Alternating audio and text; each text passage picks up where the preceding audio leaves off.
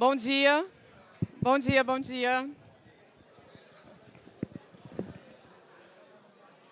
Bom dia a todos. Fico muito feliz com essa lotação completa para a gente falar de um tema tão novo. Bom dia. Obrigada. É um prazer contar com essa audiência tão completa e tão qualificada para a gente conversar sobre mercado de carbono, um tema tão novo e candente, que tem o potencial de colocar o Brasil efetivamente no centro das discussões e que já ouvi falar que, se a gente fizer direito, a gente sai daquele desejo de futuro para o efetivo futuro, não é? Eu queria cumprimentar a todos que estão aqui na pessoa do presidente Rodrigo Maia e também do ministro Nelson Jobim, e as mulheres, né? Não poderia deixar de cumprimentar a doutora Annelise, aqui, PGFN, e a doutora Fátima, que sempre nos acompanhou aqui na Receita Federal. Eu gostaria de começar, como a gente tem instruções aqui dos painéis, para a gente tentar ficar no horário correto, né? Eu vou começar muito rápido já, chamando o presidente João Pedro para fazer as suas colocações sobre o mercado de carbono, a regulação e os desafios que a gente tem pela frente. Obrigada.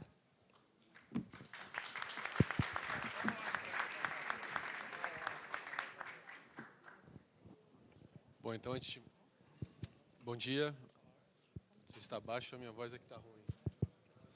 Está desligado. Bom dia.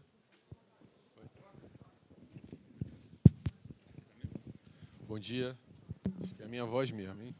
Bom dia a todas e a todos. Eu começo essa manhã aqui endereçando umas palavras iniciais de agradecimento ao IDP pela organização do evento. Em nome de todos, eu cumprimento a nossa moderadora, Cristiane, professora do IDP, agradeço aqui a oportunidade. O sempre ministro Joaquim Levy, que nos dá a honra aqui de compor esse painel conosco. Os meus demais colegas, Arthur, Mauro e o meu amigo Leonardo, que está aqui. Em nome de todas as autoridades presentes, eu queria cumprimentar aqui o presidente da CVM de Portugal, que está aqui com a gente. Obrigado, presidente Luiz Lajinha.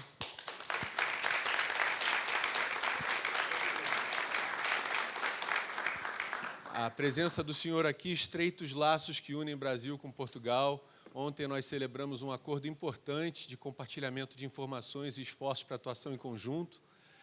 A gente tinha um outro acordo que havia sido celebrado em 95, então a gente modernizou ele, deixou ele com a linguagem de 2024 e com todos os esforços que a gente precisa para construir aí uma sociedade mais inclusiva entre Brasil e Portugal. Bom, me deram a atribuição de falar um pouco sobre o mercado de carbono. Esse tema é um tema muito relevante para o mercado de capitais e tem sido uma pauta em que a CVM vem se dedicando, porque a gente enxerga no mercado de carbono uma oportunidade de aumentar a relevância do mercado de capitais do Brasil, né? Então, eu queria começar só passando algumas mensagens subliminares. A primeira delas é a seguinte: os modelos econômicos tradicionais eles foram concebidos em uma era em que as pessoas não tratavam da finitude dos recursos. Ninguém levava em consideração nos modelos econômicos nada diferente do que o objetivo finalístico da obtenção do lucro. O objetivo finalístico da obtenção do lucro é e sempre será o fim social de todas as atividades empresárias, e isso é fundamental que permaneça dessa maneira. Mas o que é importante a gente reconhecer é que hoje existe uma série de tendências globais que são associadas ao reconhecimento de que o lucro ele pode alcançar dimensões ainda mais abrangentes se ele considerar também os valores adicionados que uma agenda responsável na temática da sustentabilidade é capaz de proporcionar. Eu costumo dizer que a diferença entre o remédio e o veneno é a dose. E, em relação ao mercado de carbono, a gente vai ter a oportunidade de viver exatamente isso, assim como acontece em vários dos assuntos relacionados à economia verde e às finanças sustentáveis. Numa sociedade extremamente polarizada, o que é importante é a gente encontrar uma noção de equilíbrio para não forçar demais a existência de um mercado, a fim de que ele não seja só sustentável do ponto de vista ambiental, mas também seja sustentável do ponto de vista econômico. Bom, é interessante a gente levar em consideração que o tema das finanças sustentáveis é muito mais abrangente do que a discussão pura e simples do mercado de carbono, e aqui eu quero aproveitar alguns ganchos para transmitir algumas mensagens na sequência da minha fala. A CVM tem feito inúmeros esforços para ter, no Brasil, uma liderança em relação à economia verde e às finanças sustentáveis. Esses esforços vêm rendendo para a CVM muitos reconhecimentos internacionais que podem ser úteis, tanto para o setor público quanto para o setor privado, no contexto das suas emissões. O que eu queria transmitir de algumas mensagens aqui é que trazer o mercado de carbono para dentro do mercado de capitais é reconhecer a oportunidade que o Brasil tem, quase que em uma vocação natural. O Brasil é um país de proporções continentais, com vegetação nativa preservada, que utiliza fontes energéticas limpas e tem vários motivos para ser um líder nessa pauta. Eu gosto de dizer alguns dos esforços que já foram feitos pela CVM no sentido de posicionar o Brasil adequadamente dentro da agenda sustentável na economia e no mundo das finanças. Esse é um tema transversal, então haverá contribuições que virão dos profissionais do direito, haverá contribuições que virão dos profissionais de economia, e será muito importante a gente ter um diálogo permanente com a ciência. Sem a ciência, esse discurso ele não segue adiante. Eu queria falar um pouquinho de algumas resoluções que a CVM editou nos últimos anos. Um destaque principal para a Resolução 193. O Brasil foi o primeiro país do mundo, por meio da CVM, a ter uma norma que inseriu dentro da sua regulação as regras sobre o reporte de sustentabilidade. É interessante que a gente entenda que finanças sustentáveis é um mercado global integrado, é um mercado de integração. Portanto, a gente precisa assegurar que os ativos das finanças sustentáveis eles sejam harmônicos, comparáveis e interoperáveis para além do Brasil. Isso exige 3 questões que a gente vem chamando de building blocks nos fóruns internacionais. A primeira delas é o tema da taxonomia, que é alguma coisa no sentido de fazer ali uma segregação do que é o quê, quais ativos tem que natureza, tipo um fenótipo dos ativos ambientais. Depois, o tema do reporting, como é que a gente comunica, como é que a gente comunica os compromissos de sustentabilidade. E, por terceiro, o assurance, a asseguração, como é que a gente verifica se aquilo que foi comunicado está adequado. Então, o Brasil foi pioneiro em relação ao 93. O Brasil também foi pioneiro em relação à Resolução 175, que é a marco regulatório dos fundos de investimento, em várias dimensões relacionadas aos ativos ambientais. A primeira delas, na disciplina de como que os fundos de investimento podem carregar as nomenclaturas verde e ESG, sendo certo que a gente quer evitar o greenwashing e outras tentativas associadas a ele, como o greenwashing. E também tem uma temática importante, que foi a Resolução 59, que foi aquela resolução do Pratique e Explique dentro do formulário de referência das companhias abertas. O que eu queria passar aqui, vendo meus minutos contando? Uma mensagem de equilíbrio. Como é que é o mercado de carbono no PL que está ali estabelecido? O PL de carbono brasileiro ele segue um modelo internacional do que a gente chama de cap and trade, que é o estabelecimento de um limite máximo de emissão para grandes emissores, de tal maneira que os emissores que queiram emitir para além desse limite possam adquirir os créditos dos emissores que não consumam todo o seu limite. Do ponto de vista científico, faz bastante sentido isso, mas é interessante a gente lembrar a importância da harmonização. Por quê? Só haverá um mercado de crédito de carbono se houver compradores desses créditos. Então, é interessante que a gente tenha, por exemplo, um equilíbrio, enquanto que cada país pode estabelecer por setor de indústria como limite máximo de suas emissões, tá? Porque senão o que acontece? A gente vai favorecer os países a estabelecerem limites muito altos e todos os países se veem credores do mercado de carbono. É importante que a gente aqui está com colegas de Portugal, colegas do Brasil, mas é interessante que nos fóruns internacionais todos os países se veem credores desse mercado. Falta devedor. Só vai prosperar esse mercado se houver alguém reconhecendo a obrigatoriedade de efetuar esse pagamento. Então, é importante que a gente crie, de uma maneira bastante serena, essa transição segura para não fazer desse esforço uma panaceia, um esforço frustrado.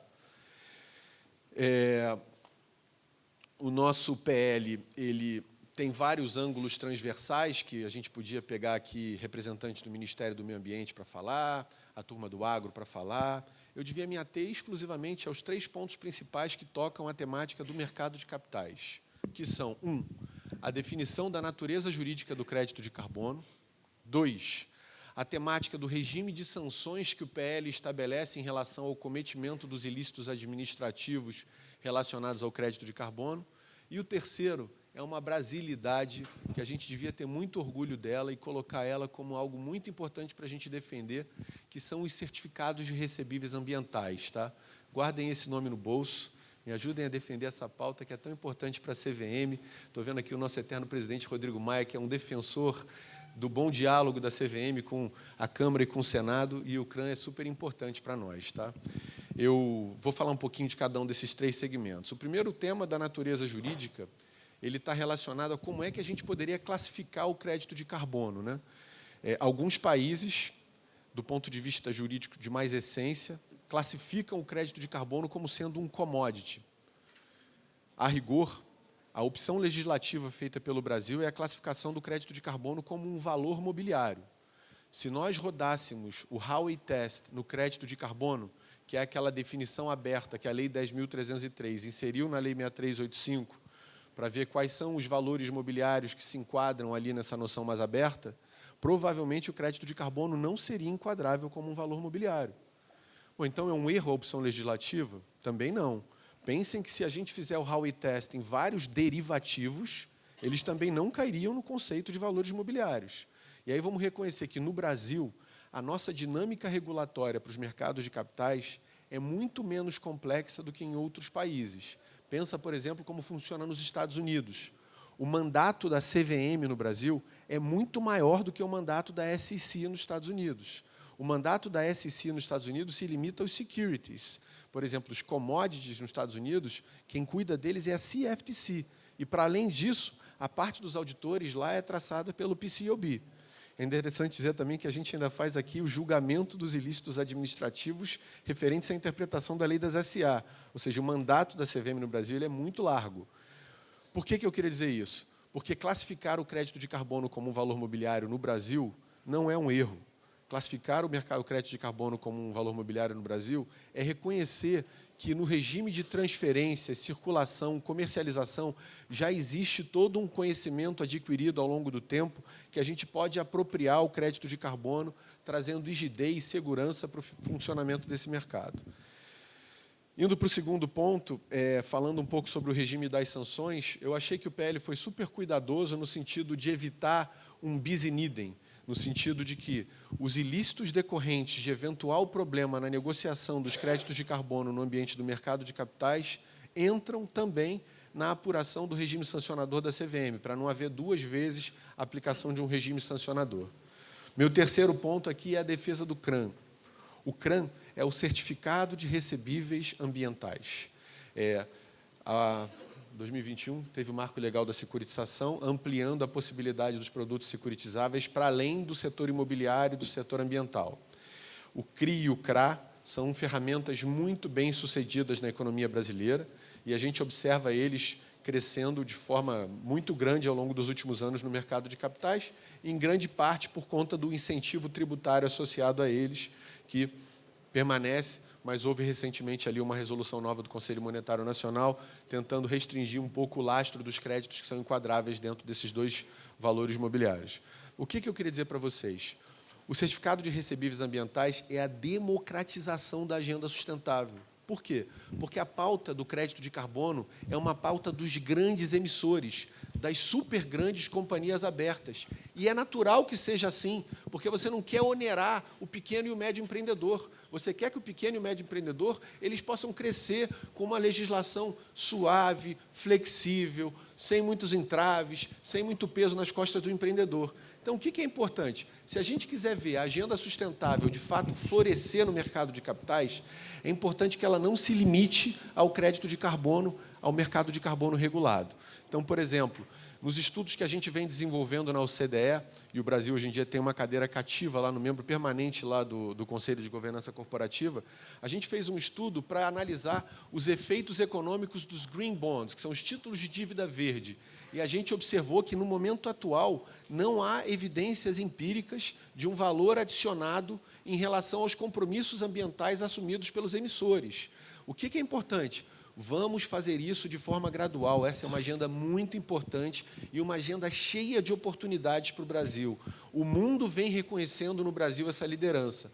Para que a gente consiga manter essa liderança, é importante que a gente não limite isso ao crédito de carbono, democratize o mercado de capitais.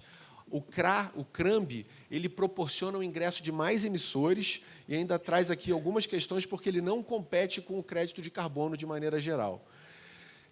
Bom, a CVM vai precisar de reforço, a gente está com o nosso quadro absolutamente enxuto e enfraquecido para os desafios atuais, a gente assume mais esse desafio. Para que isso funcione, a gente precisa de reforço. Agradeço a todos que vêm defendendo a pauta da CVM. Para completar aqui a minha fala, dado que a gente está falando de um mercado global integrado, o crédito de carbono associado, por exemplo, ao Digital Finance, pode gerar uma maior integração do mundo com a tokenização dos ativos ambientais. A gente vem discutindo, inclusive, a possibilidade, no contexto desse reconhecimento da liderança também digital do Brasil, falar do token do crédito de carbono. Era isso, obrigado pela oportunidade, sigo à disposição.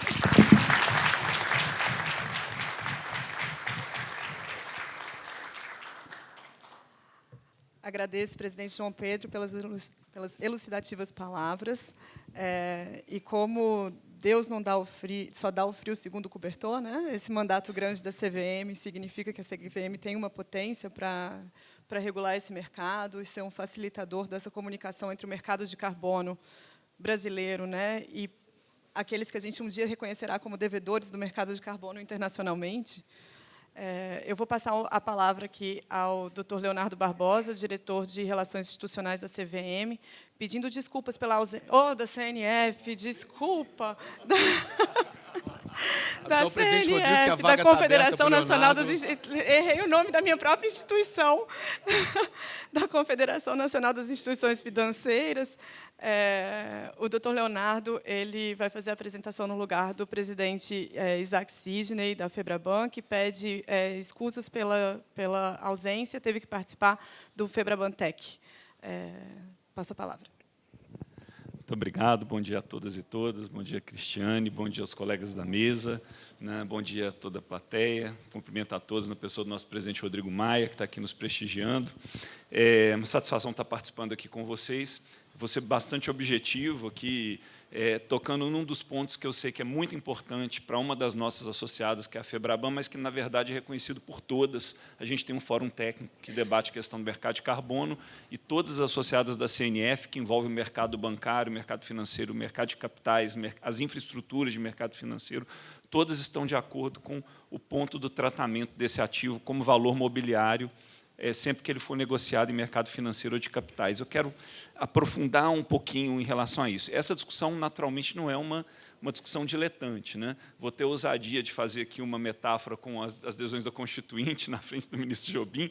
Quando a gente discutia o que tinha ou não tinha que estar na Constituição, a gente, às vezes, pensava em normas materialmente constitucionais, pensava no tema que essas normas regulam, organização do Estado, direitos fundamentais e várias coisas que não têm nada a ver com isso entraram na Constituição, não é? E por que receberam um tratamento de norma constitucional? As decisões variam muito, mas, em grande parte das vezes, é porque a gente queria revestir aquela norma ali de proteção constitucional. E essa proteção, às vezes, significa, inclusive, a proteção da jurisdição constitucional, a proteção de quem cuida da aplicação daquela norma. E, no caso do crédito de carbono, a CVM. Então, a gente está olhando aqui para um regulador adequado. E, assino embaixo do que João Pedro disse, na verdade, o que a gente está olhando é para uma estrutura estabelecida, para um léxico conhecido de quem faz investimentos no Brasil, desde fora como de dentro do Brasil, e para um conjunto que a gente pode dizer assim, de garantias que asseguram maior segurança, maior transparência, rastreabilidade, diminuem os riscos de dupla contagem e assim por diante. Para nós, esse dado é um dado muito, muito relevante.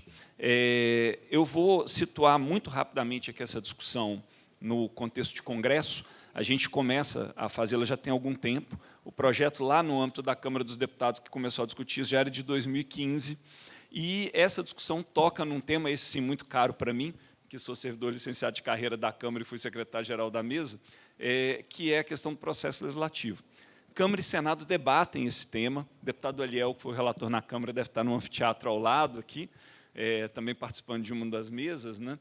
E essa discussão ela veio assim, no Senado, no PL 412, ela chega para a Câmara com os créditos de carbono todos como valor mobiliário, tanto as cotas, como as reduções verificadas, como os créditos de carbono, ou seja, mercado regulado e mercado não regulado. Na Câmara, o mercado voluntário foi suprimido do artigo 14, o que gerou uma certa insegurança sobre qual seria a natureza desses ativos, caso o projeto fosse aprovado na versão da Câmara. Eu já conversei bastante com o deputado Eliel, e ele próprio reconhece que é uma boa ideia e bastante factível devolver essa natureza jurídica de valor mobiliário para esses ativos no âmbito do Senado, e hoje a gente se encontra na expectativa dessa decisão. A gente sabe que possivelmente será a senadora Leila quem relatará essa matéria no Senado, a gente tem conversado com o time dela, com toda a equipe do Senado, gabinete do presidente Rodrigo, sempre na expectativa de que essa decisão venha nesse sentido. Ela não é importante só do ponto de vista da construção de segurança. Aqui, o presidente João Pedro mencionou um ponto muito importante. A gente está olhando para o mercado internacional, e esse mercado precisa de tudo isso que ele disse. Ele precisa se comunicar, ele precisa ser interoperável, ele precisa falar a mesma língua. Isso não significa, contudo, que necessariamente, do ponto de vista doméstico, esses ativos vão ser tratados todos do mesmo jeito em todas as jurisdições do mundo. Todos os relatórios de grandes escritórios de advocacia que acompanham isso reconhecem que isso não é factível, isso não é plausível. Mas isso não significa que a gente não possa fazer opções inteligentes. E aqui a opção pelo valor mobiliário nos parece uma opção inteligente, porque esse é um conceito legível para quem está fora do Brasil. A pessoa sabe o que vai acontecer se eu usar esse ativo como uma garantia, se eu encarteirar ele por quanto tempo. Para além disso, a questão prudencial que vai favorecer e tornar o custo factível para as instituições financeiras investirem em projetos de geração e desenvolvimento de crédito. Porque a gente precisa lembrar que, no caso do Brasil, nós somos produtores e desenvolvedores desse ativo, ou seja, nós precisamos de investir para estruturar esses projetos. E, quando a gente faz isso, a gente está falando de, possivelmente, instituições financeiras que vão encarteirar esses ativos por um período considerável de tempo, e aqui, obviamente, vou deixar isso nas mãos do ministro Levi, que tem muito mais condição de discutir em profundidade do que eu. A nossa expectativa em relação a todo esse debate é que a gente consiga produzir um marco legal que sirva não só como um estímulo de um mercado novo, que estava em 1 bilhão, coisa de 2 anos, e a gente olha com potencial de 50%, sendo que o Brasil tem essa expectativa de ter em torno de 15% desse mercado mundial, é uma expectativa bem positiva, né? Mas nós queremos também, de fato, promover uma mudança sobre a mentalidade do nosso papel, do papel do setor financeiro no combate à mudança climática, no desenvolvimento de pautas sustentáveis. Aqui a gente sabe que, notadamente, os bancos todos participam de uma grande aliança pela descarbonização. Isso envolve necessariamente a descarbonização das carteiras dos bancos. E, para isso, a gente precisa criar condições que sejam favoráveis para essas medidas. Eu vejo, da nossa parte, um engajamento muito grande. Eu já tive com a Cris, já tive com o presidente Rodrigo diversas vezes no Congresso falando desse tema, e a gente sente muita sensibilidade. Coincidentemente, também nos coloca diante da necessidade de resolver problemas de processo legislativo que são interessantes e desafiadores. Mostra um pouco de como as coisas têm acontecido no Congresso hoje. E, do mesmo jeito que a gente está enfrentando esse projeto do mercado de carbono, não pensem que ele está isolado ali. A gente também está enfrentando esse problema no projeto de inteligência artificial. No caso, a discussão entre Câmara e Senado, do ponto de vista bicameral, ela precisa ser capaz de nos produzir boas respostas. A gente espera que ela seja capaz de produzir boas respostas no campo do mercado de carbono. Se fôssemos assim liberais clássicos no início dos Estados Unidos, possivelmente a gente diria: para isso mesmo que o bicameralismo foi pensado, para tornar adesões mais difíceis, menos plausíveis, é mais complicado você aprovar alguma coisa. Mas nós aqui estamos em outro momento histórico, nós precisamos que o Congresso seja capaz de oferecer respostas, e respostas consistentes para os problemas que estão colocados. Eu vou me limitar aqui à questão da natureza jurídica, do valor mobiliário. A gente sabe que tem muitos outros problemas, muitas outras questões que estão ali por trás desse debate, mas, em síntese, então, o que é fundamental para nós? Do ponto de vista negocial, ser valor mobiliário nos permite garantir melhores condições de financiamento e investimento nesse ativo. Do ponto de vista prudencial, do ponto de vista regulatório, a gente gostaria muito que isso fosse supervisionado pela CVM. E, por fim, eu vou frisar aqui que a gente não está propondo que os créditos de carbono no mercado voluntário sejam valores imobiliários em qualquer situação, apenas quando negociados no mercado financeiro e no mercado de capitais. Então, é muito importante a gente frisar isso, porque esse custo vai aparecer e vai surgir apenas para quem quiser transacionar esses ativos nesses mercados. Eu vou terminar 2 minutos antes para a gente tentar ficar. Muito obrigado, Cristiano.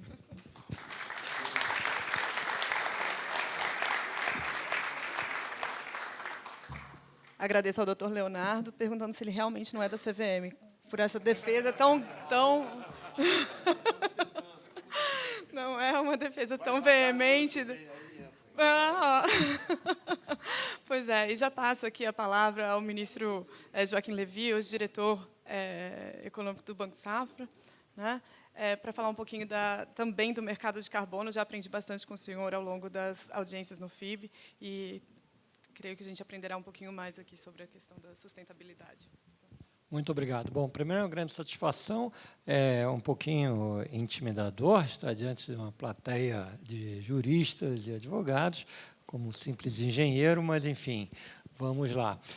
Então, eu acredito que a proposição que está no PL de fazer que os créditos de carbono sejam tratados como ativos imobiliários é mais ou menos pacificada no mercado regulado.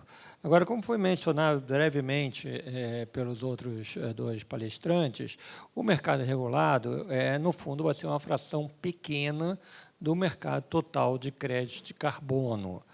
Só para dar uma ideia, dentro das emissões totais do Brasil, a indústria, digamos que deu uns 100, 120 milhões de toneladas, vamos arredondar para 100. Só que essas 100, elas são poucas, porque na maior parte dos nossos processos industriais, a gente já encontrou outras opções. Por exemplo, você tem a celulose. A celulose, há muitos anos, não usa diesel para sua energia, ela usa a própria madeira, ou seja, ela é até negativa, de certo modo, do jeito que está lá no PL, que ela considera desde a plantação até o produto final. Então, isso significa que os setores que estão sendo afetados pelo mercado regulado, que é o coração deste projeto, eles são, a maior parte, aquilo que é chamado difíceis de descarbonizar. Por que isso é importante? Isso é importante porque, desses 100 milhões, digamos que nos próximos anos você consegue tirar 20% disso. E parte dessa redução tem que ser por esforço próprio da indústria, novas tecnologias, novas máquinas, etc. E haverá ali uma janela, digamos, 20% dessa redução, você vai estar falando de crédito de carbono, offsets, ou outras coisas desse gênero. O que significa que, ao final das contas, a gente vai estar falando o quê? Umas 5 milhões de toneladas por ano. O que, mesmo multiplicado por um preço de 40, 50, $100, tá certo? Eu estou falando em um mercado da ordem de 500 milhões de dólares, no mais ambicioso, dentro do que créditos de carbonos podem trabalhar no mercado regulado. Tá certo? Isto é importante, mas é um mercado mais limitado. É bom que tenha máxima segurança jurídica, mas serão os outros produtos, serão as outras manifestações de atividades que sequestrem ou evitem carbono, que vão ser o grande mercado, que hoje é convencionado como voluntário. Voluntário por quê? Porque nada do que a gente produz hoje é aceito em outros mercados regulados. Então, aqui o ITS europeu não reconhece nada do que a gente faz. Tá certo? Hoje, os compradores desses mercados voluntários são majoritariamente empresas multinacionais, em geral, do setor de tech, que até não tem tantas emissões, tá certo?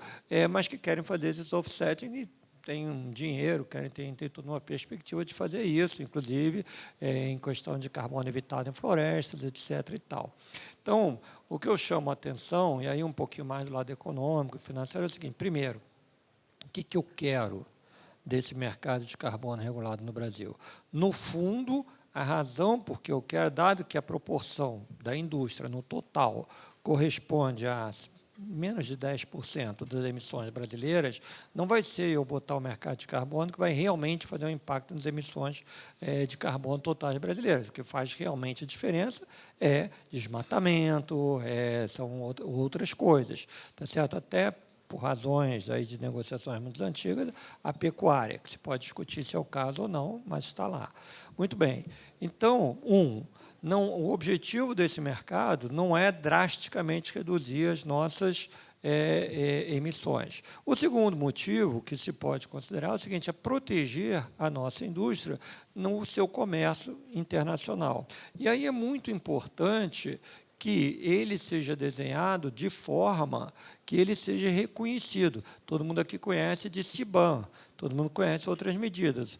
Ora, o que se pode dizer é o seguinte, se houver um mercado de carbono no Brasil, as empresas, por exemplo, se eu for exportar um aço, enquanto não for o aço verde, o aço do hidrogênio, essa coisa toda, eu vou ter pago alguma coisa em termos de crédito de carbono aqui no Brasil. Então, o que a gente tem que prestar muita atenção, tendo esse aspecto jurídico, no fundo, é como essas coisas viajam no resto do mundo. E aí é uma questão jurídica e também, no fundo, diplomática. Por quê? Porque senão não adianta ter um mercado de carbono regulado no Brasil, que as empresas industriais, na verdade, vão ter um ônus, de certo modo, e esse ônus não vai ser reconhecido, e quando eles chegarem aqui na fronteira da Europa, eles vão dizer, não, mas esse crédito de carbono não conta. Então, a gente tem que prestar muita atenção que, no fundo, o que a gente precisa é que tenha um passaporte, porque ainda que seja no mercado local, o principal objetivo da gente estar fazendo um PL de carbono e estar criando esse mercado de carbono é ajudar as empresas a poderem enfrentar a concorrência mundial. Então, tem que haver essa compatibilidade. Aí eu acho que é uma combinação entre o jurídico, o diplomático, o econômico. Aí se mencionou o CDE, é um bom lugar, mas em todos os lugares a gente vai ter que discutir isso, na COP, etc. e tal. Senão, a gente terá feito um exercício lindo, mas sem resultados efetivos, terá apenas onerado alguns setores. E aí entra a outra coisa, que é a questão do reconhecimento do crédito de carbono brasileiro. Aí a questão, não diria que é tanto jurídica, mas é uma coisa que também é tratada, se não me engano, né, com algum detalhe no PL, que é a questão das metodologias. Quais as ações que podem realmente gerar crédito de carbono ou permitem você ter um produto de baixa pegada de carbono, tá certo? Será que a gente vai conseguir ter o nosso boi net zero? Pode ser. Se eu tiver a metodologia que demonstre, bom, não só que não está associado ao desmatamento, e, no fundo, é um grande mistério, mas provavelmente a proporção da produção total de bovinos, beef, que é associada diretamente ao desmatamento, é relativamente pequena. Não quer dizer com isso que o desmatamento não seja um problema. Eu estou dizendo que a proporção de que entra na cadeia, principalmente na cadeia que é exportada, é relativamente pequena, apesar de você só conseguir ver o último elo. A outra coisa é, então, se reconhecer se, por exemplo, eu consigo abater ou gerar crédito porque eu tenho, por exemplo, carbono no solo, ou porque eu estou fazendo a agricultura integrada com a lavoura, com a floresta, etc. e tal. Todas essas coisas são fundamentais e elas basicamente envolvem discussões metodológicas. Já tem algumas instituições no Brasil fazendo isso, a FGV está criando mecanismos para a gente poder ter essa discussão metodológica, e nós temos que levar elas ao âmbito internacional, tá certo? Eu fui escolhido lá para ser chairman da GFANZ, que é aquela Glasgow Financial Alliance for Net Zero, quer dizer, a reunião das instituições financeiras que estão apoiando o Net Zero. E um dos pontos da nossa discussão, inclusive respondendo aí àquela consulta pública número 100, é exatamente como que a gente incorpora essas metodologias, porque elas são importantes, inclusive, para você medir qual é a exposição das carteiras de empréstimo, carteiras de investimento das instituições financeiras. Então, eu chamaria a atenção que Graças a Deus, eu acho que houve um acordo muito importante sobre o tratamento de como que os créditos de carbono no mercado regulado, como é que esse tratamento deve ser feito. Foi dada alguma liberdade para os instrumentos fora do mercado regulado. Aqui a gente pode até citar, né, a CPR Verde, outro, foi falar do CRAN, tem uma série de instrumentos, mas a gente deve se lembrar que, no fundo, o nosso foco tem que estar sempre no mercado global. O nosso presidente mencionou isso, e tudo que a gente fizer, tanto do lado puramente jurídico, e principalmente no lado da metodologia, e que se reconheçam as práticas de baixo carbono do Brasil, em todos os setores, tanto nos setores industriais, biocombustíveis, etc., sempre com esse foco de estar aumentando a competitividade das atividades econômicas no Brasil. E assim, faltando 25 segundos para o fim do meu tempo, eu agradeço mais essa oportunidade de falar.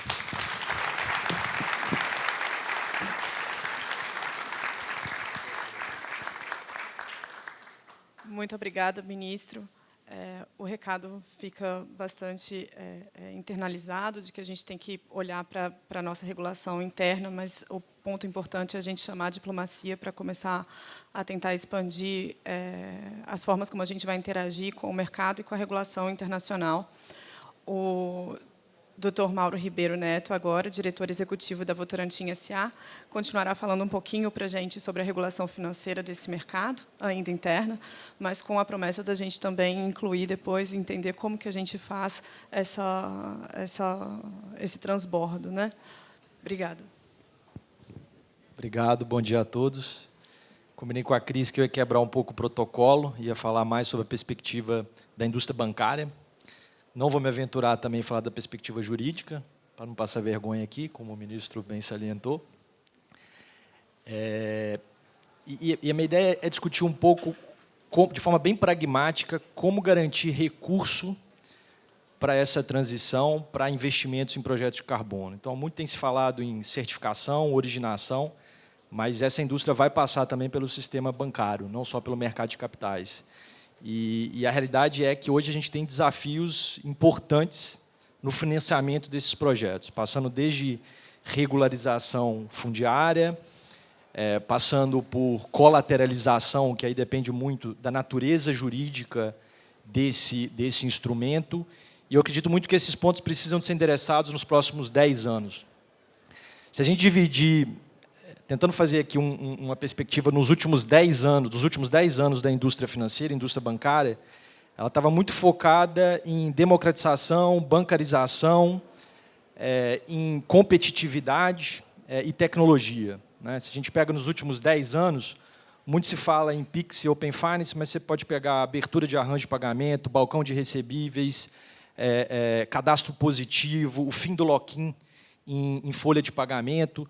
Foram medidas que buscaram a democratização do sistema financeiro, a inclusão bancária e acho que com relativo sucesso. Né? Se a gente compara no mundo, em vários países europeus, Espanha, por exemplo, discutindo consolidação do mercado bancário, Estados Unidos discutindo consolidação do mercado bancário, e no Brasil, se você pega big picture, de 16 para cá, você teve 12% de redução dos depósitos nos 5 maiores bancos e quase 10% em empréstimo.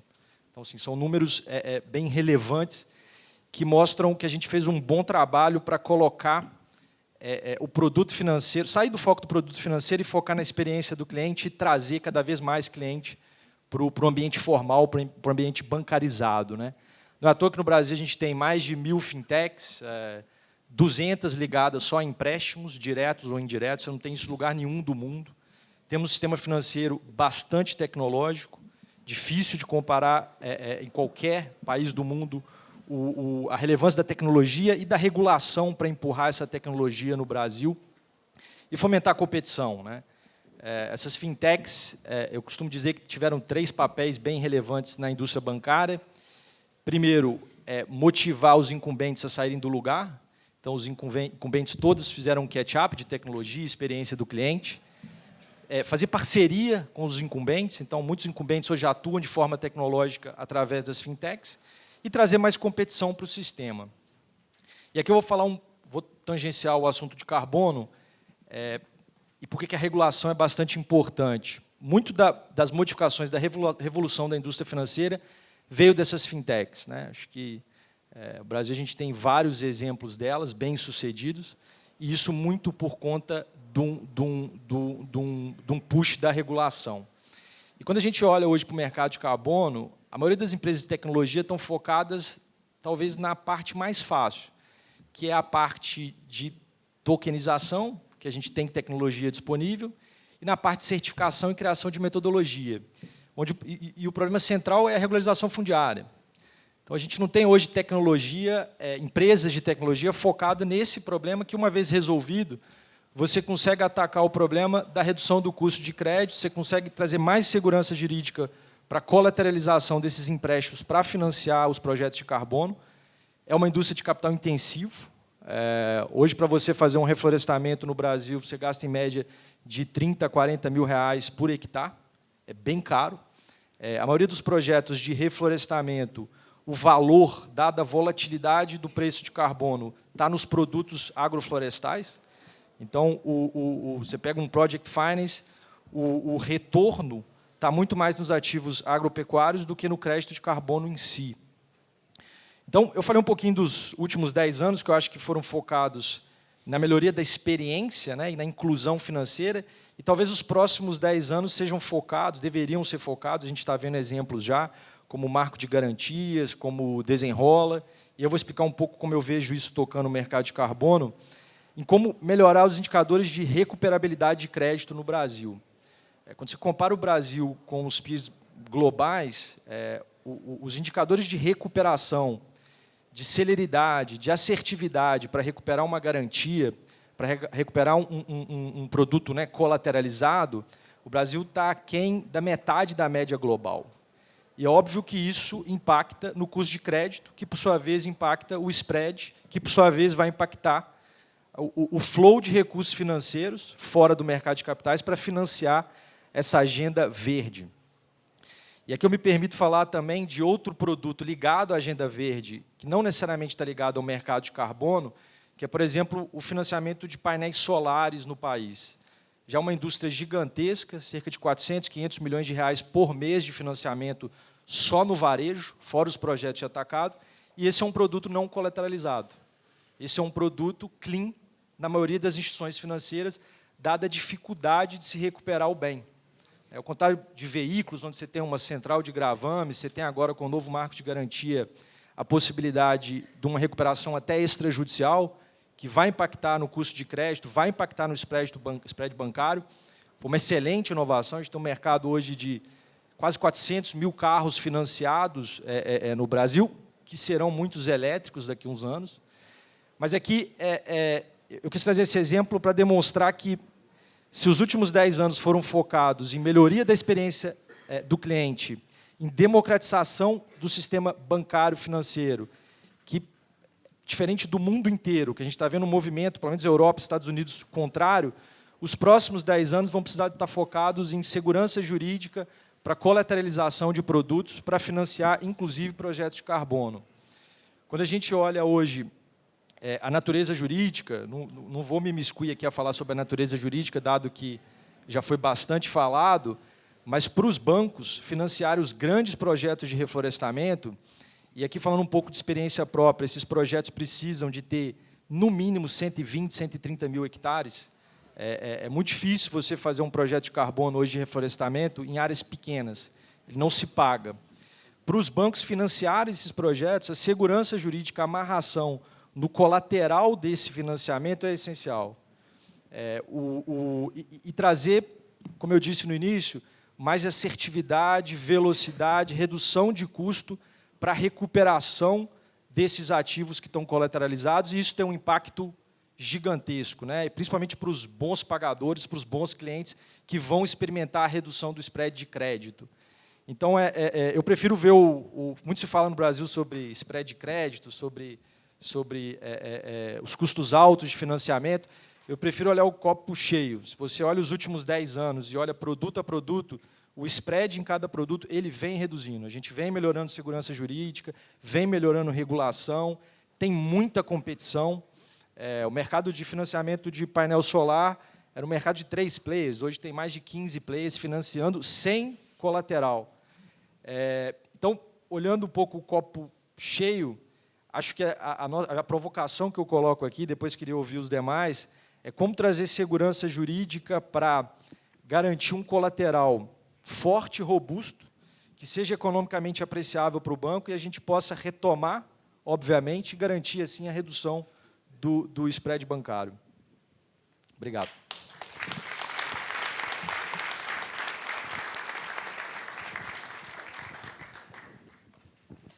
Obrigada, Mauro, pelas suas colocações. Uma visão bastante panorâmica sobre o mercado financeiro e sobre como ele vai conversar com o mercado de carbono. E, diante da sua provocação sobre a praticidade de como o mercado financeiro vai utilizar o mercado de carbono e como já está utilizando, eu passo a palavra, então, ao advogado Arthur Pinheiro Machado, que já tem tratado do tema na prática. Obrigado. Bom dia a todos. Cumprimento a mesa, cumprimento a todas as celebridades aqui. Por uma questão de tempo, vou evitar nomeá-los todos, nossas autoridades, amigos, né, que estão aqui. Mas eu queria falar para explicar a questão prática do crédito de carbono, eu vou contar uma história para vocês que é relevante para a gente entender que a questão, presidente, não se resume a controlar o nível de crédito de carbono na sua totalidade nas emissões das empresas. Eu estava no aeroporto de Oslo, saindo de uma reunião, não almocei, entrei para comprar um wrap, como é aquele wrap, clássico wrap que vende no aeroporto. Embaixo do wrap tinha a quantidade de carbono que tinha sido emitido para fazer aquele wrap. Ou seja, o que tem por trás dessa informação? Essa informação é significativa para a gente, para entender o que o Brasil está fazendo, não apenas da sua natureza jurídica da regulação, mas da substância econômica do que nós estamos querendo regular e o quanto isso pode ser bom, porém prejudicial ao país, se não fizermos do jeito correto. O preço, quando a gente fala sobre um preço em crédito de carbono, significa que nós estamos atribuindo um valor artificial, no sentido de metodológico, mas um valor artificial a um determinado objeto. E se cada um desses objetos, que seja o wrap ou um copo, tem um valor de crédito de carbono, significa que ele tem um valor transacional. Nós não estamos regulando um valor mobiliário apenas, mas uma moeda. É fundamental entender que o que nós estamos regulando é uma moeda, que também não é uma novidade. Se nós pegarmos o fim da Segunda Guerra Mundial, na clássica batalha entre o Keynes e o Harry White, Estados Unidos e Inglaterra, o Keynes propôs uma nova moeda de estabilização baseada em sistemas energéticos que seria montada como um preço de referência numa cesta de commodities. Essa moeda de estabilização baseada numa cesta de commodities não foi aceita, mas ela tinha uma função principal, que era resolver um problema estrutural que nós temos hoje no Brasil e no mundo, que é o desequilíbrio da balança de pagamentos entre os países, principalmente o desequilíbrio da balança de pagamentos do setor americano, onde temos uma dívida hoje de aproximadamente 30 trilhões de dólares, que em 2050 vai bater 50 trilhões de dólares, num déficit gêmeos, que é um déficit da balança de pagamentos e um déficit comercial. Então, como se resolve o problema? Uma moeda de estabilização que vai limitar o consumo, que vai ter uma mudança do sistema monetário internacional. O chanceler alemão, recentemente, que veio no Financial Times, que nós estamos vivendo uma época, e me perdoa, viu, Musni, que eu não falo alemão como você, mas acho que é o Zeitwende, né? Que é uma mudança dos tempos, mas não uma mudança do Zeitgeist, é uma mudança das placas tectônicas que vão envolver o sistema financeiro. Leiam-se, senhores, nós estamos trocando o sistema monetário baseado em preço para um sistema monetário baseado em energia. O que não é um problema. O problema é que o sistema monetário baseado em energia ele é fundamentado num tripé que comentamos aqui, que é, sim, a limitação dos sistemas, ou a maximização da utilização dos sistemas de recursos naturais, porém, minimizando a ineficiência. Qual é o resultado dessas duas belas palavras? A limitação de consumo, que nós já estamos falando sobre o aspecto global. Nós já estamos falando sobre empresas que terão uma cota máxima de distribuição do crédito de carbono. Não é um problema per se, não é um problema per se. Porém, limitação de produção também significa limitação de consumo. Então, nós temos que começar a entender quem é que vai regular esse consumo. O que nós estamos fazendo? Então, esse sistema energético, esse sistema que nós estamos regulando, é um sistema que não é novo na discussão econômica. Ele começa com Keynes, ele tem uma discussão no Bernstein, em 1963, quando ele propõe uma unidade composta de reserva de valor mundial.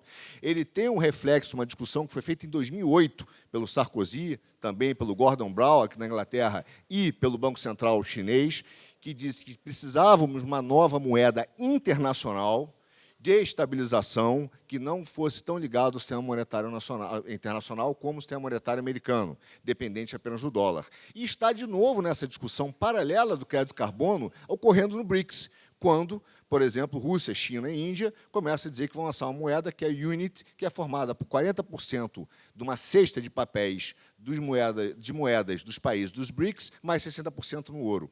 Também um modelo que já vimos que não é muito bom, porque já conhecemos o resultado do padrão ouro no passado. Mas é uma discussão extremamente importante. Como isso afeta o Brasil? Isso afeta o Brasil no momento em que, por exemplo, agora falando sobre as regulamentações, e não só do mercado, e não só da moeda, quando, por exemplo, a Alemanha estabelece uma lei que ela fala que nós temos o dever de vigilância.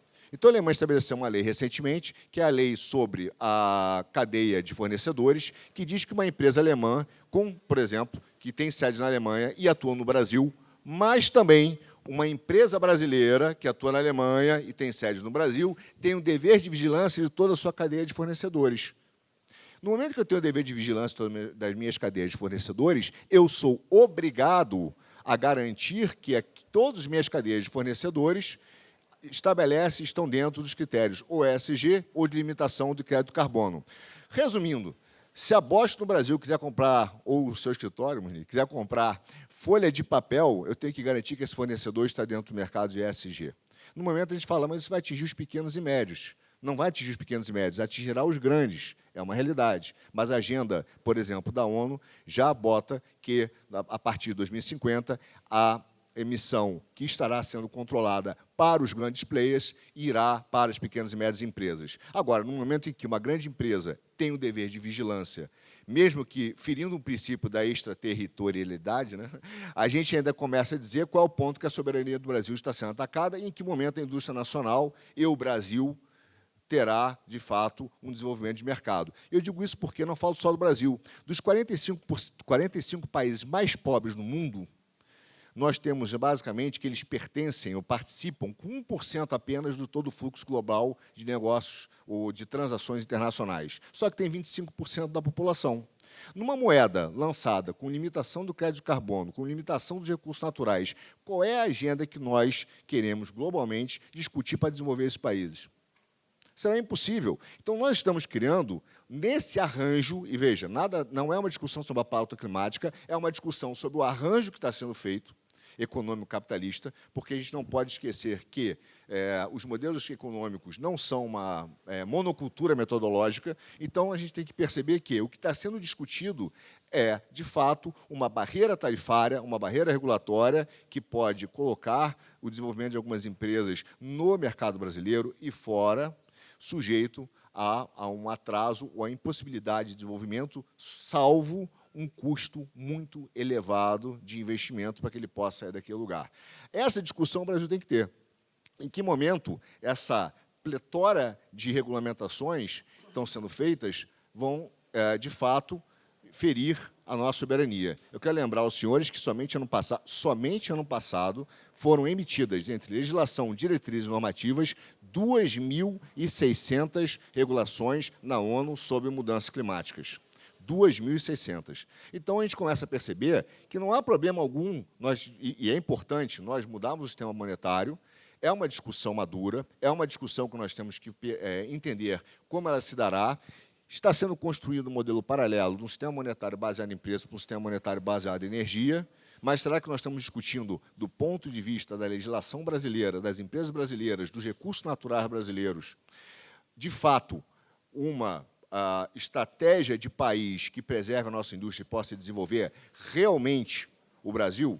Essa é a questão que se permanece. E veja, olhando a látere, a questão do crédito de carbono, para entender, quando a gente fala do sistema de crédito de carbono, nós estamos falando de sistemas energéticos. E é por isso que nós estamos vendo uma aquisição e um movimento de grandes fundos soberanos no mundo sobre sistemas energéticos, concessão de petróleo, compras de empresas de transmissão de energia, água, apenas infraestrutura. Recentemente eu dei uma palestra nos BRICS e falei que a empresa Dubai Ports, por exemplo, tinha já comprado algo em torno de 15 portos em torno da África e tinha feito, que é de Dubai, basicamente, circunscreveu a África para ter acesso à infraestrutura de portos e poder escoar os seus produtos. A questão aqui é a seguinte: o Brasil tem recebido não só investimentos diretos, mas investimentos de fundos soberanos, que muitas vezes recorrem, em conjunto com investimentos de fundos soberanos, à arbitragem, saindo, de certa maneira, do ordenamento jurídico brasileiro e levando essa discussão para outro campo. Só que é um fundo soberano, e um fundo soberano que não tem as mesmas características do investidor comum. Termino aqui o meu tempo, mas para dizer o seguinte: a minha mensagem é: nós temos que entender não só as oportunidades que estão sendo discutidas, mas os motivos e a natureza e substância econômica dessas oportunidades, para que o Brasil possa se posicionar e, de forma correta, participar do mercado global, mas de forma ativa, e podendo realizar o seu potencial, não apenas como fornecedor de matéria-prima, e está sendo aí, de fato, né, um comportamento determinístico ao subdesenvolvimento ou à inviabilidade das empresas brasileiras competirem no exterior. E talvez seja uma grande oportunidade da CVM e da FEBRABAN e das indústrias e do setor jurídico discutir isso para preservar nossa economia, as nossas empresas. Muito obrigado. Obrigado, presidente.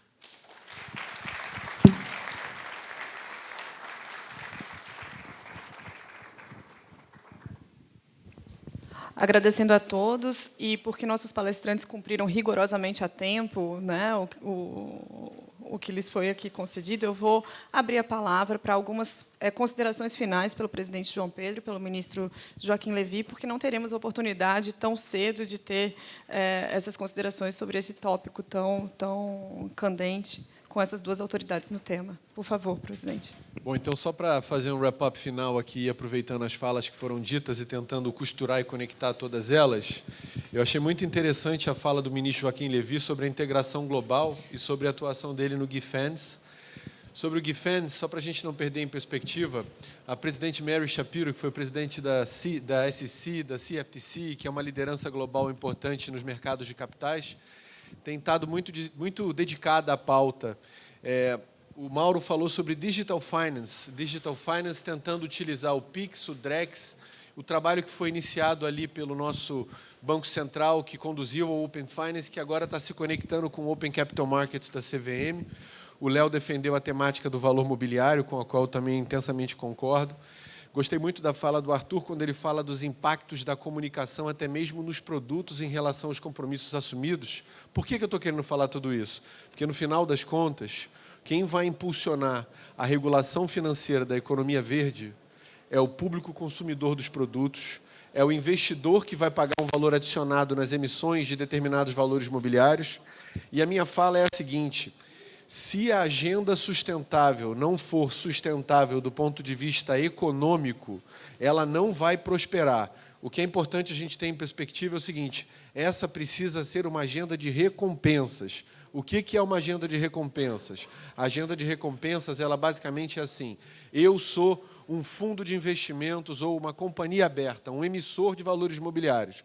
O valor mobiliário emitido por mim, ele consegue uma captação maior do que o valor mobiliário emitido pelo Léo, supostamente porque os compromissos sustentáveis por mim assumidos são maiores. De outra maneira, o consumo de um produto final, como o REP, que o Arthur comentou, o valor que a gente paga desse produto tende a ser um pouquinho maior, porque aquele produto é mais saudável no sentido de ser mais comprometido com a pauta sustentável. Na atração dos talentos, sou professor universitário, que para mim é um grande orgulho, e eu convivo com os mais jovens. Os mais jovens, hoje, eles se alimentam do propósito. É diferente das gerações antigas, que simplesmente pensavam em entrar e fazer carreira numa determinada instituição. Ele quer entender o que ele está trabalhando num objetivo mais finalístico.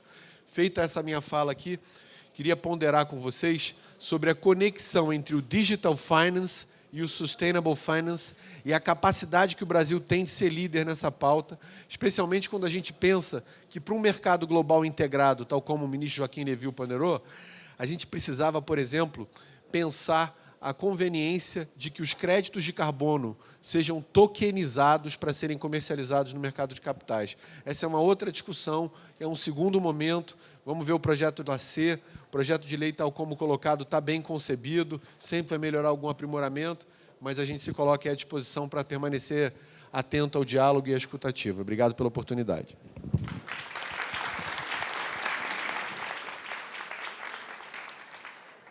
É muito bom a gente ver o envolvimento e o conhecimento das autoridades brasileiras num tema tão importante. Como o nosso amigo Arthur mencionou, isso é uma discussão realmente mundial. E aqui eu faria duas observações. Um foi perguntado quem serão os compradores finais desses créditos. Mais uma vez, os compradores finais dentro do Brasil são mais ou menos limitados. Então, o comprador é internacional. E, na verdade, o mercado de crédito de carbono está se modificando porque os Estados Unidos têm apoiado a tese de usar os créditos de carbono para facilitar a transição do carvão. O carvão, em muitos países, também na Ásia, tem uma longa cadeia de produção. E você desativar uma usina de geração elétrica a carvão envolve não só o custo de capital daquela indústria, mas toda a cadeia de produção, da geração do carvão, transporte, carvão, etc., tem um grande impacto em países como Índia, Indonésia, etc. Então, a ideia é usar o crédito de carbono não só para questões geradas a produtos baseados na natureza, mas também diminuição de emissões de carvão. E quem seriam os compradores? No fundo, o grande comprador mundial para isso serão as empresas de combustíveis líquidos. Ali, como o Arthur falou, você tem que olhar a sua cadeia, não só de fornecedores, mas também de quem vai usar o seu produto, chamado escopo 3, para quem acompanha esse negócio mais ou menos de perto.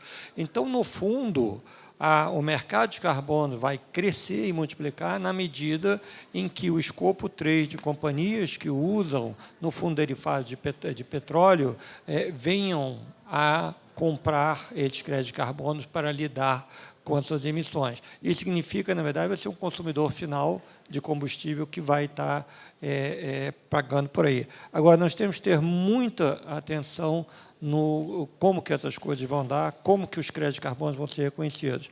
Eu fui parte de um High Level Expert Group da ONU, e há muitas restrições. Arthur falou que tem 2.000 regulamentações, a maior parte não é favorável ao Brasil. Então, a gente tem que estar atento a isso. Última palavra, e aí o setor financeiro trabalha bastante nisso. É o seguinte, como foi dito, na hora que as grandes empresas assumem seus compromissos de carbono, a primeira coisa que elas fazem é se virar para os seus fornecedores, que muitas vezes são empresas médias e pequenas, e dizer, amigos, tem uma novidade, você vai ter que melhorar a sua pegada de carbono para eu poder cumprir o meu compromisso. E aí, no fundo, o sistema financeiro, aqui como o Mauro falou, a gente tem que estar preparado. E esse também é um dos objetivos dos GIFANs brasileiros, como que o setor financeiro vai ajudar as pequenas e médias empresas a poderem responder às exigências que as grandes vão começar a botar nisso. Não posso deixar aqui de dizer que a CVM disse que adotou o ISSB, que as empresas daqui a 2 anos, a partir de 26, vão ter que estar botando suas demonstrações financeiras de pegada de carbono e também até com quais são os seus planos, suas trajetórias de redução de carbono. Então, é um novo mundo no Brasil que espelha as novas realidades mundiais. Mas a gente tem muito trabalho para conseguir que o que a gente faz melhor, o que a gente tem de mais competitivo, seja reconhecido, quer seja na agricultura, na pecuária ou em outras atividades que a gente tem. E aí vai ser a nossa força do mercado de carbono como um produto até de exportação mundial. Mais uma vez, parabéns, muito obrigado pela essa oportunidade. Dito isso, encerro o painel. Obrigado.